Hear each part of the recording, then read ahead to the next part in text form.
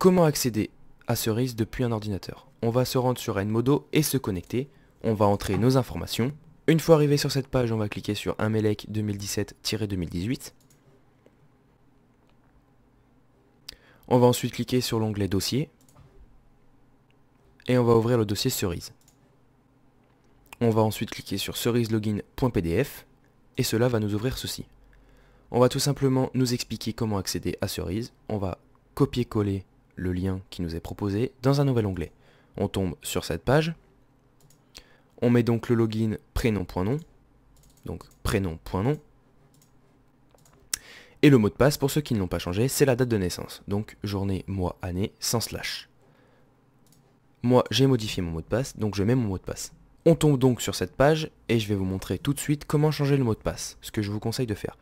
On va cliquer sur accéder à mon compte, donc on clique sur accéder à mon compte. Et deux choix s'opposent à nous, donc soit changer l'adresse électronique, soit changer le mot de passe. On clique sur changer le mot de passe, et donc le mot de passe actuel nous est demandé, le nouveau mot de passe et la confirmation. Après ceci, le mot de passe a été modifié. On retourne sur l'accueil. On a donc ce qui nous intéresse pour le stage, c'est mon portfolio activité en entreprise. Moi j'arrive là-dessus parce que je l'ai fait et on va tout simplement créer une nouvelle fiche. On tombe sur cette page et on va remplir les informations qui nous est demandées.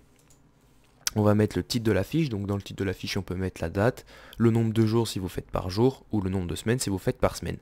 On a le choix de la période qui nous est indiquée déjà et on va ensuite remplir les coordonnées de l'entreprise avec le nom, donc le domaine d'activité, le service, le tuteur ou les tuteurs et la fonction du tuteur.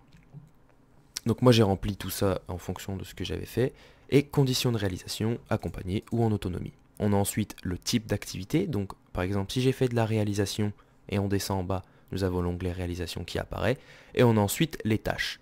On peut donc mettre la tâche qu'on a faite, tout simplement par exemple câbler, raccorder les matériels et ça s'affiche en bas. On peut mettre coordonner son activité parmi celles à etc. On peut supprimer en cliquant sur la croix rouge et comme vous pouvez le voir, on peut en mettre plusieurs. Vous pouvez changer donc deux types d'activités, mise en service, la mise en service, il n'y en a que deux. Et ensuite maintenance, vous pouvez mettre maintenance. Et ensuite, vous avez donc des questions et vous allez répondre aux questions. Par exemple, donc, quelle activité, avec quelle personne, quel document, quel logiciel. Et vous avez tout simplement à écrire ce que vous voulez.